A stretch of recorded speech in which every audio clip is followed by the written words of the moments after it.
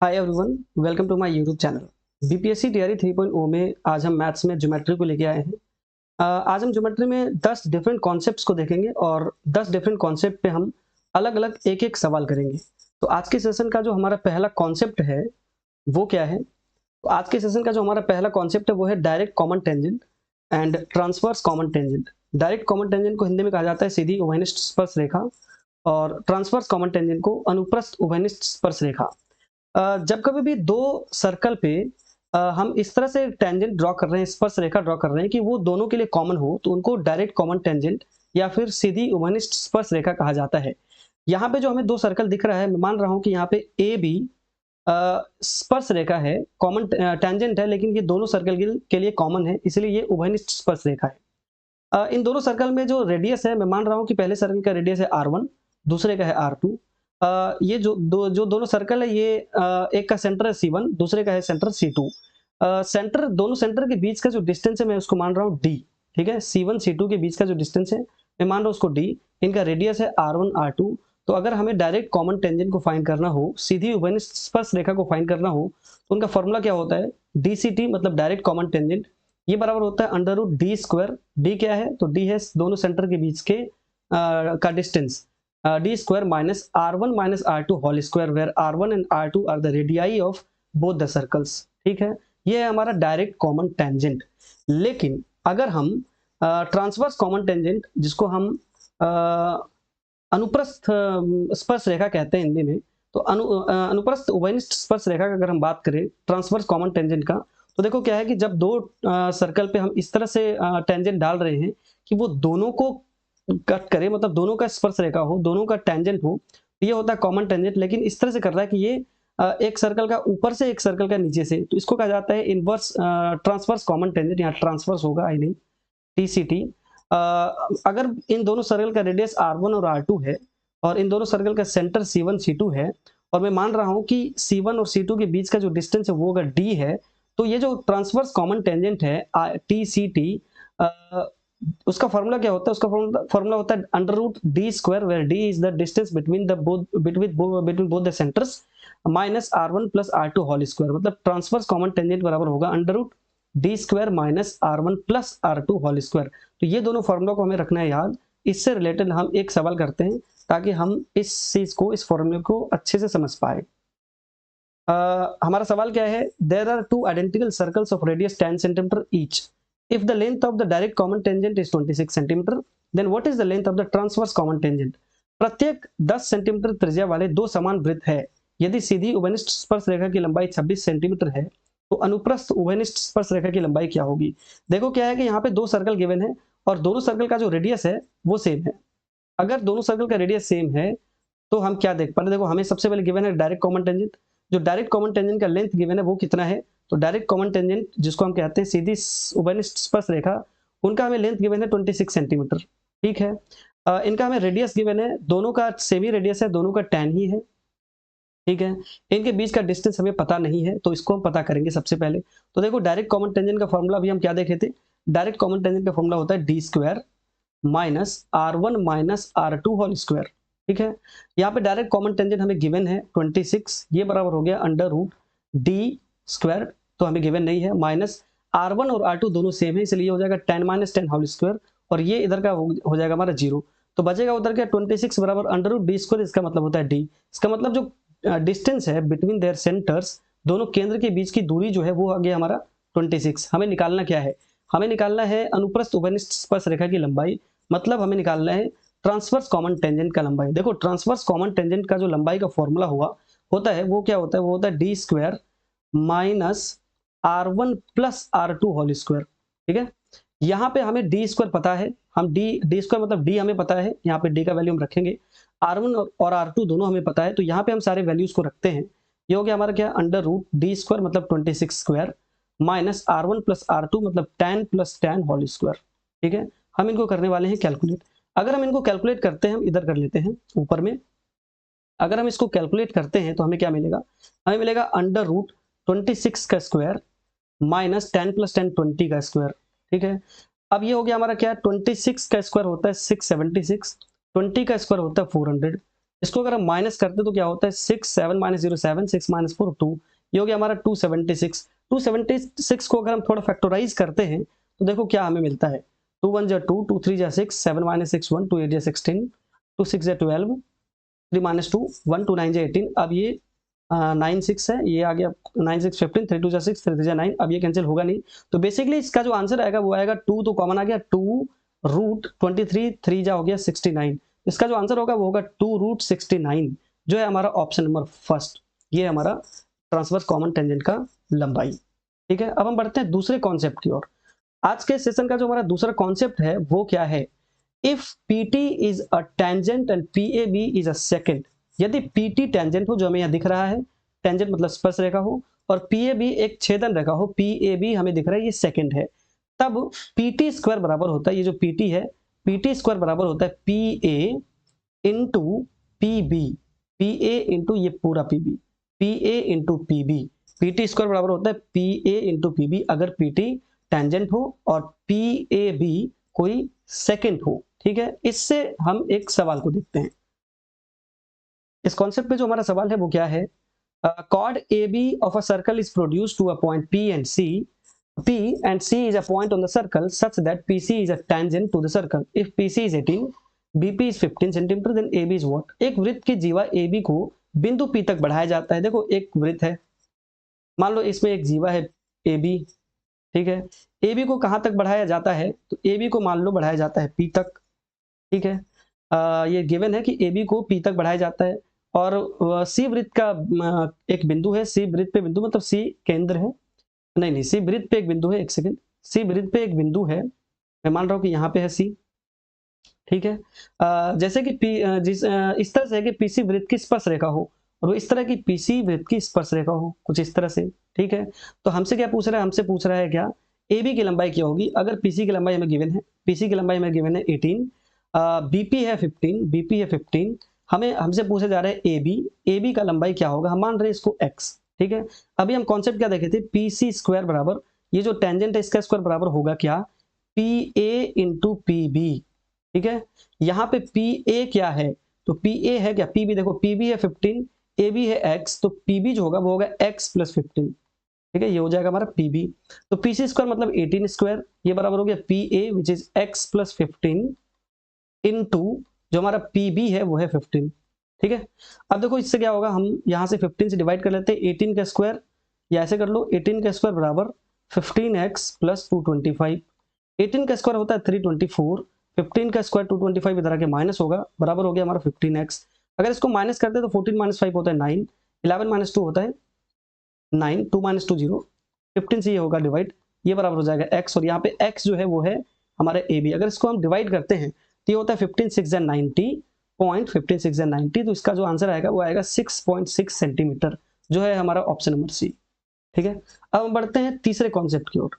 जो आज के सेशन का हमारा तीसरा कॉन्सेप्ट है वो क्या है, जो आज के सेशन का हमारा तीसरा कॉन्सेप्ट है वो ये है कि if two chords intersect outside a circle, यदि दो जीवाएं एक वृत्त के बाहर प्रतिच्छेद करें या करती है तो क्या होता है, AE इंटू BE, देखो AE ये पूरा है AE इंटू BE बराबर CE इंटू DE। अगर दो जीवाएं वृत्त के बाहर प्रतिच्छेद करती है, if two chords intersect outside a circle then AE into BE is equal to CE into DE। अब हम करते हैं इस पे एक सवाल, तब हमें ये कॉन्सेप्ट थोड़ा बहुत याद होगा। अगर हम इस पे एक सवाल को देखें तो देखो क्या है, हमारा जो सवाल है वो क्या है, chord AB and CD of a circle intersect externally at P। ठीक है, if AB is 4 cm, CD is 11 cm and PD is 15 cm, then the length of PB is what? एक वृत्त की जीवा AB और CD बाह्य रूप से P पर प्रतिच्छेद करते हैं। मान लो कि हमारा कोई ये एक वृत्त है, ठीक है, मान लो कि एक जीवा हमारा ये है जिसका नाम है AB। ठीक है, अब एक दूसरा जीवा मान लो मेरा ये है जिसका नाम है CD। ठीक है, ये एक दूसरे को कहां पे प्रतिच्छेद करती है, तो P पे करती है बाहर में। ठीक है, अब यहाँ पे हमें गिवन क्या है, AB है 4 सेंटीमीटर, ओके, AB है 4 सेंटीमीटर, ठीक है, और CD है 11 सेंटीमीटर, ठीक है, PD है 15, देखो PD यहाँ से यहाँ तक 15 है, यहाँ से यहाँ तक 15 है, तो CD 11 है, तो इसका मतलब PC होगा 4। ठीक है, हमसे क्या पूछ रहा है, PB का लेंथ, PB का लेंथ क्या होगा, PA प्लस AB। तो मान लो कि PA का लेंथ x है, x अगर आ जाएगा तो x में 4 ऐड करेंगे तो हमें pb मिल जाएगा। अभी हम कॉन्सेप्ट क्या सीखे हैं कि अगर दो कॉर्ड एक्सटर्नली इंटरसेक्ट करता है किसी पॉइंट पे तो PD इंटू PC ये बराबर होगा PB इंटू PA।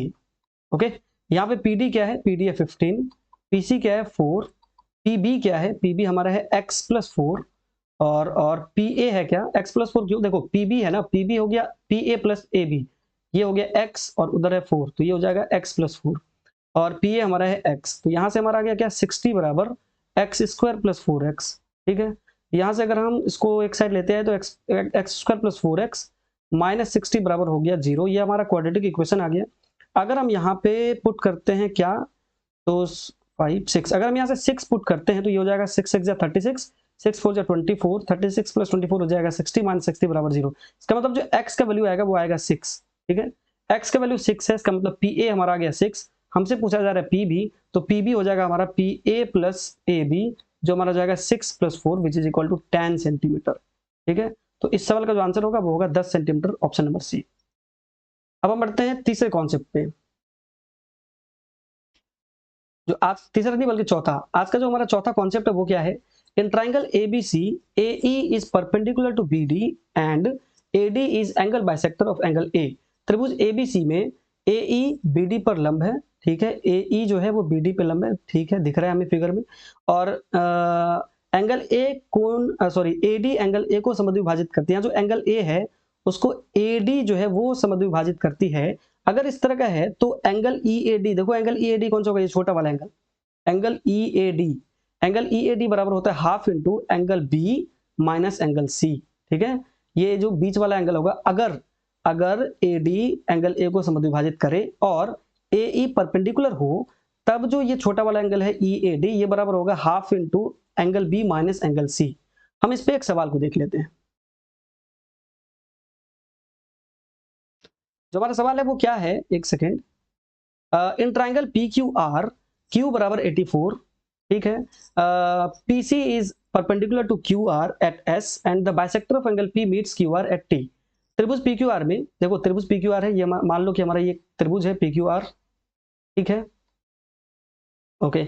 अब ये क्या कह रहा है, एंगल Q है 84, ठीक है, एंगल Q है 84 और एंगल R है 48, ओके, एंगल R है 48। फिर क्या कह रहा है, QR पर QR PS is perpendicular to QR।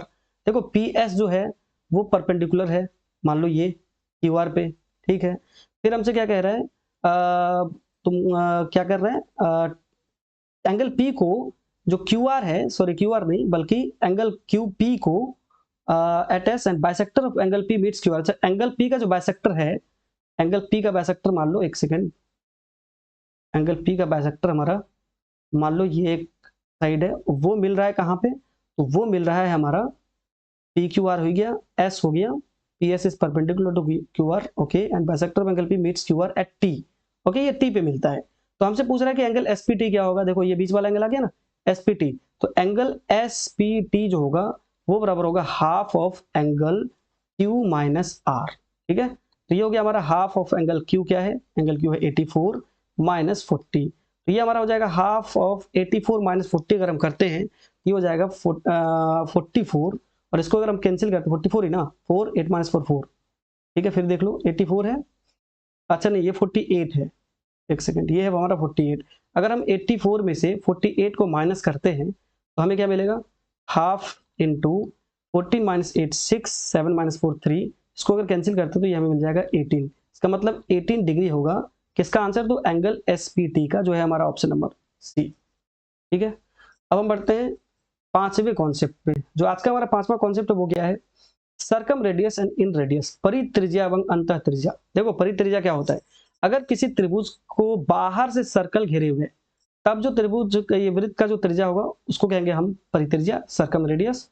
और अगर त्रिभुज के अंदर सर्कल है और तब उसके त्रिज्या को, और सर्कल इस तरह से है कि वो तीनों साइड को टच भी कर रहा है, तब इसके त्रिज्या को, इसके रेडियस को कहा जाता है इन रेडियस, इसको हिंदी में अंतः त्रिज्या कहते हैं। ठीक है, अगर हमें परित्रिज्या मतलब सर्कम रेडियस फाइंड करना हो तो सर्कम रेडियस का फॉर्मूला होता है क्या, सर्कम रेडियस का फॉर्मूला होता है, अगर साइड हमें ट्राइंगल का दिया हो ABC, मान लो ये A है, ये B है, ये C है, तब सर्कम रेडियस मतलब परित्रिज्या बराबर होता है a into B into C मतलब A B C by 4 into area of triangle, a into B into C by 4 into area of triangle. इस ट्राइंगल के एरिया हम निकालेंगे, उसको 4 से मल्टीप्लाई करेंगे और ए बी सी में इससे डिवाइड करेंगे तो हमें मिल जाएगा सर्कम रेडियस, जिसको हिंदी में परित्रिज्या कहते हैं। लेकिन भाई अगर हमें इन रेडियस निकालना हो तो इन रेडियस का फॉर्मूला होता है एरिया ऑफ ट्राइंगल, इस ट्राइंगल के एरिया निकाल लो, by semi perimeter of triangle, मतलब ये जो ट्राइंगल है इसका अर्ध परिमाप, ठीक है, area of triangle by semi perimeter. अब इसको अगर हम कुछ नोटेशन से देखें, देखो एबीसी तो एबीसी है और 4 इंटू एरिया ऑफ ट्राइंगल मान लेते हैं, एरिया ऑफ ट्राइंगल को ये ट्राइंगल से सिंबल से हम दिखा रहे हैं कि ये हमारा एरिया ऑफ ट्राइंगल है। इधर क्या होगा, एरिया ऑफ ट्राइंगल तो है ही और नीचे में मान लो सेमी पेरीमीटर को हम एस से डिनोट करते हैं, तो ये हो जाएगा area of triangle by semi perimeter of triangle. तो इन रेडियस बराबर होता है त्रिभुज के एरिया बट बाय अर्ध परिमाप ऑफ किसका, तो त्रिभुज का। लेकिन वही परित्रिज्या बराबर होता है a into B into C by 4 गुना त्रिभुज का क्षेत्रफल, ठीक है। ये होता है क्या, ये कोई अगर हमें त्रिभुज जनरल ट्राइंगल गिवन हो, लेकिन अगर कोई स्पेसिफिक ट्राइंगल गिवन हो तब उसका अगर हम निकालें तो उसका हम डायरेक्ट उसको हम कैलकुलेट कर रखे हैं। जैसे मान लो कि अगर हमसे पूछ ले कि बताओ कि अगर कोई राइट एंगल ट्राइंगल है, ठीक है, और उसका सर्कम रेडियस अगर हमसे पूछा जाए, सर्कम रेडियस मतलब क्या होता है, सर्कम रेडियस का मतलब होता है परित्रिज्या। अगर इसका पूछा जाए, इसका परित्रिज्या अगर पूछा जाता है तो देखो होता क्या है, किसी भी राइट एंगल ट्राइंगल में समकोण त्रिभुज में जो परित्रिज्या होता है वो होता है हाइपोटेन्यूस, मतलब जो इसका कर्ण है उसका आधा, मतलब ये होता है h/2 और h क्या है, हाइपोटेन्यूस, ठीक है। अगर हमें किसी भी राइट एंगल ट्राइंगल में सर्कम रेडियस पूछे तो राइट एंगल ट्राइंगल में जो सर्कम रेडियस होता है वो बराबर होता है उनका कर्ण मतलब हाइपोटेन्यूस बाय 2, क्योंकि इसका जो सर्कम सेंटर होता है वो इसके हाइपोटेन्यूस पे ही होता है, ठीक है, ये बात है। अगर इनका हमें इन रेडियस पूछा जाए, अंतः त्रिज्या पूछा जाए, ये तो हो गया क्या, ये हो गया सर्कम रेडियस। अगर इनका हमें इन रेडियस पूछा जाता है तो किसी भी समकोण त्रिभुज का, तो समकोण त्रिभुज मतलब राइट एंगल ट्राइंगल का इन रेडियस जो होता है वो होता है हमारा p प्लस बी मतलब perpendicular plus base minus H मतलब हाइपोटेन्यूस बाय 2, ठीक है। इन रेडियस अगर हमसे पूछा जाए किसी भी राइट एंगल ट्राइंगल का तो वो होता है p plus B minus H by 2। Circumradius पूछा जाए तो वो होता है h/2, h मतलब हाइपोटेन्यूस, p परपेंडिकुलर है, b बेस है, ठीक। लेकिन अगर हमसे इक्विलैटरल ट्राइंगल में पूछा जाए, मान लो कि हमसे पूछा जाए बताओ कोई एक इक्विलैटरल ट्राइंगल है, उनका हमें सर्कम रेडियस चाहिए पहली बात, और दूसरा क्या चाहिए, तो हमें इन रेडियस भी चाहिए। सर्कम रेडियस जो होगा इक्विलैटरल ट्राइंगल मतलब समबाहु त्रिभुज का सर्कम रेडियस होता है a/√3। a क्या है, a है समबाहु त्रिभुज की भुजा की लंबाई। लेकिन वही अगर इसका इन रेडियस पूछा जाए मतलब अंतः त्रिज्या पूछा जाए तो वो होता है a/2 अच्छा a/√2 नहीं, a/√3, एक सेकेंड, ये होता है a/√3। और वही अगर हमसे इन रेडियस पूछा जाए तो वो होता है a/2√3, ठीक है। अगर हमसे सर्कम रेडियस पूछा जाए कोई इक्विलैटरल ट्राइंगल में तो उसका सर्कम रेडियस होता है a/√3, सर्कम रेडियस मतलब परित्रिज्या, और इन रेडियस होता है जिसको हम कहते हैं हिंदी में अंतः त्रिज्या, वो होता है a/√3 मतलब भुजा बट्टे 2 गुना √3, ठीक है। अब हम इससे रिलेटेड कुछ सवाल को करते हैं, फिर देखते हैं कि क्या हम इस कॉन्सेप्ट को समझ पाएंगे नहीं। इससे रिलेटेड जो हमारा सवाल है वो क्या है, what is the ratio of circum radius and in radius of a triangle of length of side 5, 6 and 7 centimetre respectively. क्रमशः 5 सेंटीमीटर, 6 सेंटीमीटर, 7 सेंटीमीटर भुजाओं की लंबाई वाली त्रिभुज की परित्रिज्या और अंतः त्रिज्या का अनुपात क्या होगा। देखो एक त्रिभुज है, मान लो कि ये पहले तो एक सर्कल है, सर्कल के अंदर एक त्रिभुज घुसा हुआ है, ये तो हमारा हो गया परि मतलब सर्कम रेडियस, सर्कम सर्कल। अब इसके अंदर भी एक वृत्त है जिसको हम इन रेडियस कह रहे हैं। हमसे क्या पूछा जा रहा है, हमसे पूछा जा रहा है सर्कम रेडियस और इन रेडियस के बीच का रेशियो। देखो अभी सर्कम रेडियस का फॉर्मूला हम क्या पढ़े, सर्कम रेडियस का फॉर्मूला पढ़े हैं a into B into C by 4 into area of triangle, ठीक। इन रेडियस का फॉर्मूला क्या पढ़े, इन रेडियस का फॉर्मूला पढ़े area of triangle by semi perimeter, semi perimeter मतलब एस से हम डिनोट इसको कर रहे हैं।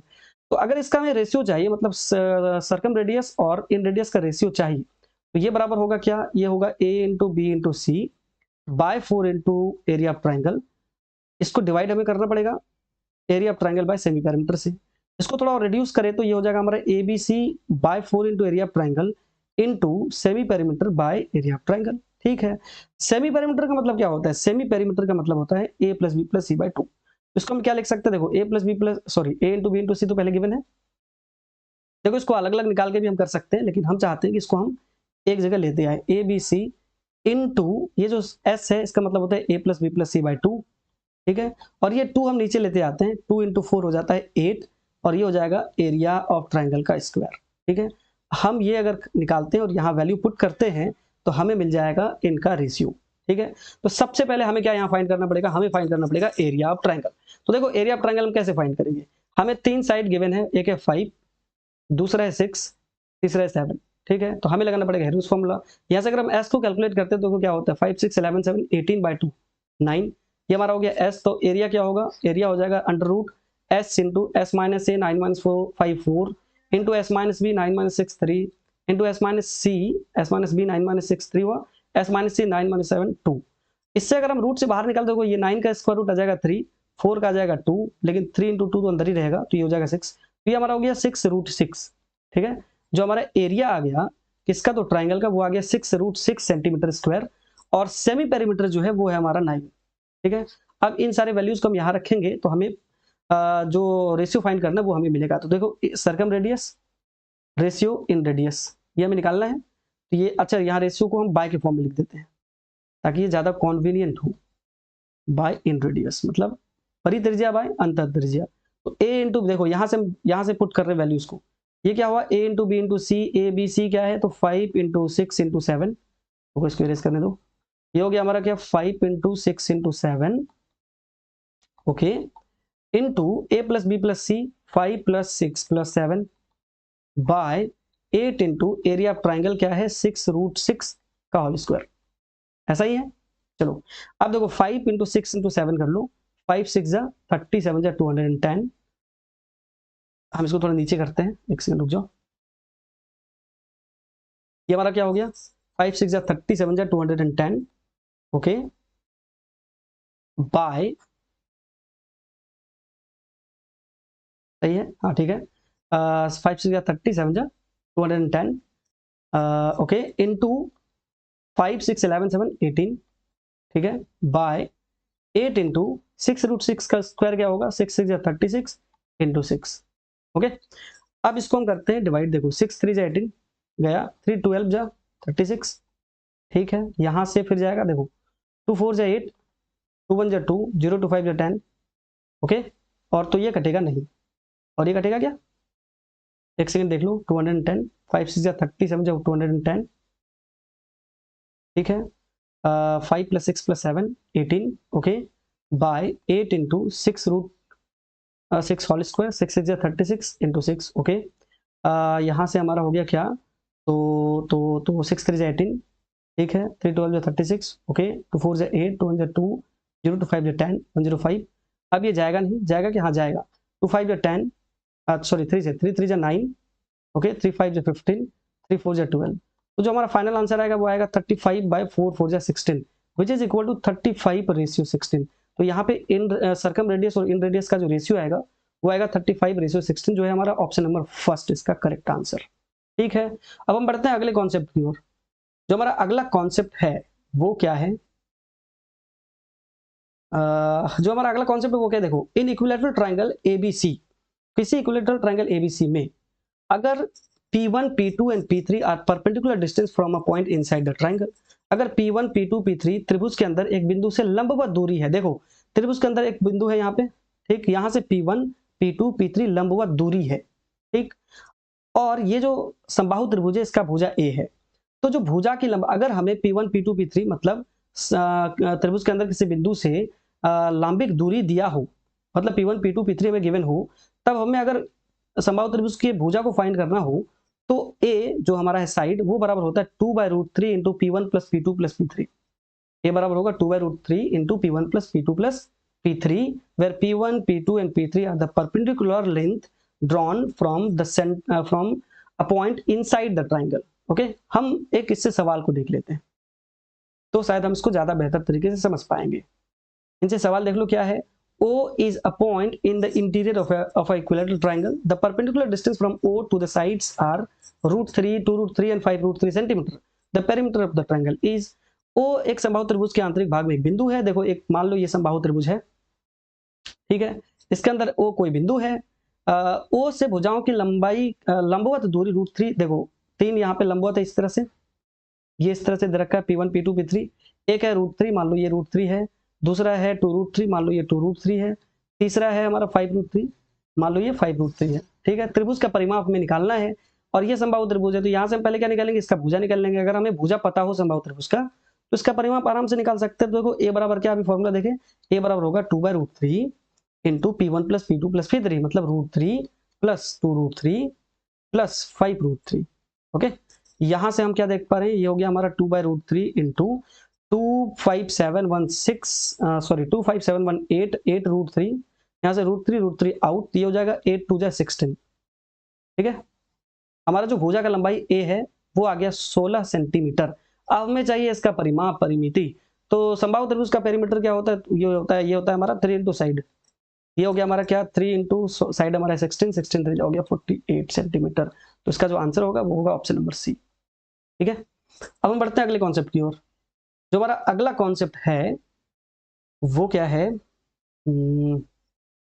देखो जो हमारा अगला कॉन्सेप्ट है ये है, in a triangle ABC AD is angle bisector of A, angle A, एक त्रिभुज एबीसी में एडी एंगल ए का कौन सा मध्यभाजक है। ठीक है, अगर एबीसी में ये जो एडी है ये एंगल को बाइसेक्ट करता है, किस एंगल को, तो एंगल ए को, तब AB बाय AC, देखो AB बाय AC ये बराबर होगा BD by CD। Okay, AB by AC बराबर होगा BD बाय CD अगर AD एंगल A को बाइसेक्ट करता है तो। इससे रिलेटेड अब हम देख लेते हैं एक सवाल को। इससे रिलेटेड अगर हम सवाल को देखें तो देखो हमारा क्वेश्चन क्या है, in a triangle ABC the bisector of angle A intersect side BC at D if AB is 12 cm, BC is 18 cm, then the length of BD is। एक त्रिभुज में एंगल ए का समुद्विभाजक भुजा BC को D पर काटता है। देखो ये अगर ABC त्रिभुज है, मान लो कि ABC त्रिभुज है और यहाँ पे BC पे एंगल ए का समुद्विभाजक D पे काटता है और ये ए का समुद्विभाजक भी है। ठीक है, यदि AB 12 है और CD 18 है, यहाँ पे देखो CD 18 है और CD 18 नहीं, जब बल्कि BC 18 है, एक सेकेंड, BC 18 है, यहाँ से यहाँ तक 18 है। ओके, और हमें क्या दिया हुआ है, यदि AB 12 है, ओके, BC 18 है, then the length of BD is, यहाँ पे एक लेंथ छूट रखा है इस सवाल में, इफ AD, एक तो लेंथ गिवन और होना चाहिए था, it is missing, something is missing, एक second, if AB is 12, okay, BC is 18, okay, then the length of BD is no। हमें यहाँ पे AC गिवन होगा, यहाँ पे AC मिसप्रिंट है, तो हम ऐसा मान रहे हैं कि जो AC हमारा है, मान लो कि AC हमारा है 13, ठीक है, 13 सेंटीमीटर अगर मानेंगे तो ये ट्रायंगल बना देगा, बिल्कुल बना देगा, 25 हो जाएगा, हाँ 18 से बड़ा है, 18 और 12 हो जाएगा 30, 13 से बड़ा है, इधर 13 और 18 जो है ठीक है, मान लो 13 है। ठीक, अब हमें निकालना क्या है, हमें निकालना है किसका लेंथ, तो हमें निकालना है लेंथ BD का। ठीक है, देखो BC 18 है, मान लो कि BD हमारा x है, तो DC क्या होगा 18 माइनस एक्स। अभी हम क्या बात करें, अगर AD एंगल A का समुद्विभाजक होगा तो AB बाय AC ये बराबर होता है BD बाय CD। ठीक है, ये बराबर होगा BD बाय CD। तो यहाँ देखो AB क्या है 12, AC क्या है 13, तो AB बाय AC मतलब 12 बाय 13 बराबर BD क्या है x हम मान रखे हैं, तो CD हमारा क्या हो गया 18 माइनस एक्स। यहाँ से हमें x को फाइंड आउट करना है, तो अगर हम इसको क्रॉस मल्टीप्लाई करते हैं तो देखो क्या होगा, 12 8 जा, देखो यहाँ 12 से मल्टीप्लाई होगा, 12 8 जा 96, 12 1 जा 12 9 21, ओके, माइनस 12x बराबर हो गया 13x। ठीक है, सही है, 12 8 जा 96, 12 1 जा 12 9 21, सही है। यहाँ से हमें x निकालना है, तो 216 बराबर हो जाएगा हमारा 12 प्लस 13 25x। दिस इंप्लाइज जो x होगा वो होगा हमारा 216 बाय 25। अगर हम इसको डेसिमल में चेंज करते हैं देखो क्या होगा, 25 8 जा होता है हमारा 200। ठीक है, तो ये 8 पॉइंट समथिंग ही आएगा, जो हमारा ऑप्शन दिख नहीं रहा है, एक तो है 8, अप्रोक्सीमेट आंसर हम दे नहीं सकते क्योंकि हमारे पास नन ऑफ दिस भी है, एक है 9.6, एक है 9, तो इसका जो आंसर जाएगा वो जाएगा नन ऑफ दिस के साथ। ठीक है, तो इसका जो आंसर होगा वो होगा नन ऑफ दिस, क्योंकि 25 8 जा होता 200, फिर डेसिमल आएगा 160 आएगा, तो 25 6 जा होगा 150, तो 8.6 के अराउंड आ रहा है आंसर, इसलिए इसका आंसर कोई भी हमें दिख नहीं रहा है, इसलिए इसका आंसर होगा ऑप्शन नंबर ए। यहाँ पे AC मिसिंग था और यहाँ पे जो AC होगा वो होगा 13, ऐसा मान लो। ठीक है, अब हम बढ़ते हैं अगले कॉन्सेप्ट की ओर। जो हमारा अगला कॉन्सेप्ट है वो क्या है, जो जो हमारा अगला कॉन्सेप्ट है वो है कोसाइन फॉर्मूला।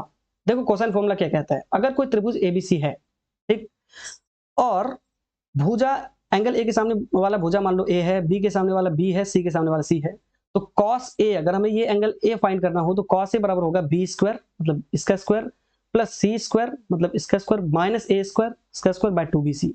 या फिर अगर हमें कॉस बी निकालना हो तो ये होगा a square plus c square minus b square by 2ac।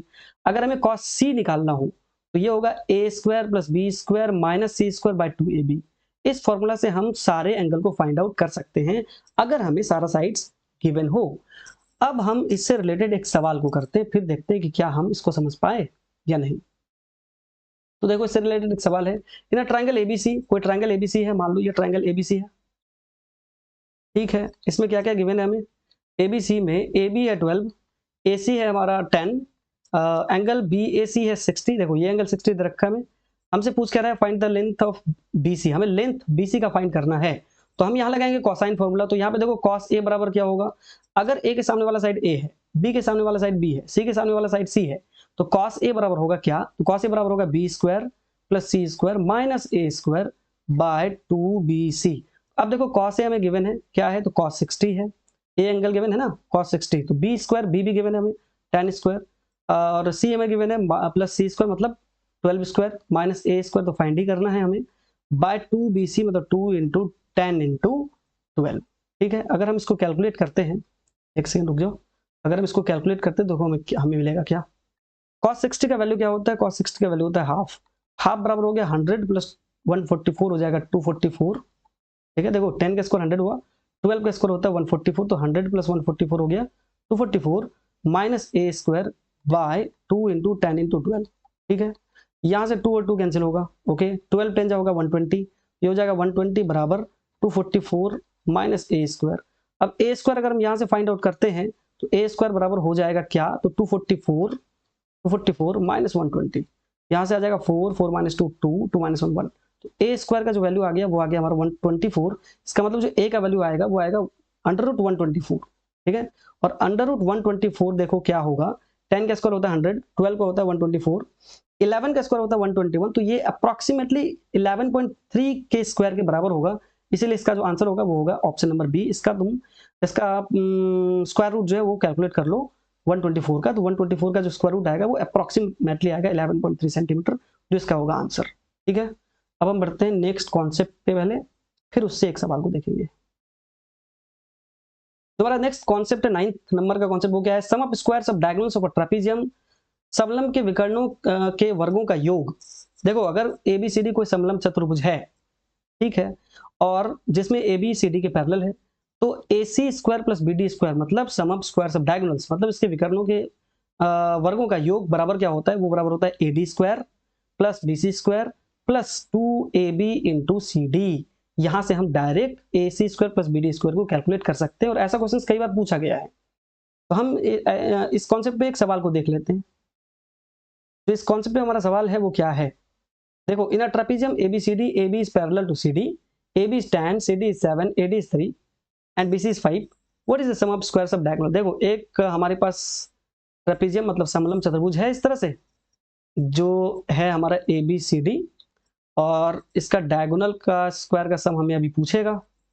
देखो यहाँ पे AB हमें गिवन है क्या, देखो AB और CD पैरेलल है, ठीक, AB है 10, CD है 7, ओके, AD है 3 और BC है 5। तो हमसे पूछ रहा है what is the sum of squares of diagonal, मतलब इसके विकर्णों का योग क्या होगा। तो ये होगा विकर्णों के स्क्वायर का योग, ये होगा AC square plus BD square, ये बराबर होगा हमारा क्या, ये बराबर होगा AD स्क्वायर मतलब 3 स्क्वायर प्लस BC स्क्वायर मतलब 5 square plus 2 into AB which is 10 into CD which is 7। ये हो गया हमारा क्या 9 प्लस 14 प्लस 10 2 जा 27 जा 140, ये हो जाएगा हमारा क्या 14 प्लस 9 23 प्लस 140 23 प्लस, सही है ना, ये एक सेकंड देख लो, ठीक है, ये हमारा 3 83 है, ओके, BC है 5, हाँ ठीक है, इधर है 10, ओके, और ये है 7, तो 10 स्क्वायर हो गया, 10 स्क्वायर नहीं 3 स्क्वायर हो गया 9, 5 स्क्वायर से यहाँ गलती कर दी ना, 5 स्क्वायर 25 होगा, ये गलती कर दी हम, 5 स्क्वायर होगा यहाँ पे 25, ये होगा हमारा क्या 25 प्लस 9 हो जाएगा 34 प्लस 140, इसको अगर हम ऐड करते तो ये हो गया 4 4 3 7 1, तो इसका आंसर आएगा 174 सेंटीमीटर, जो है हमारा ऑप्शन नंबर बी। ठीक, अब हम बढ़ते हैं लास्ट कॉन्सेप्ट पे, जो हमारा है 10वां कॉन्सेप्ट। जो हमारा लास्ट कॉन्सेप्ट है वो क्या है?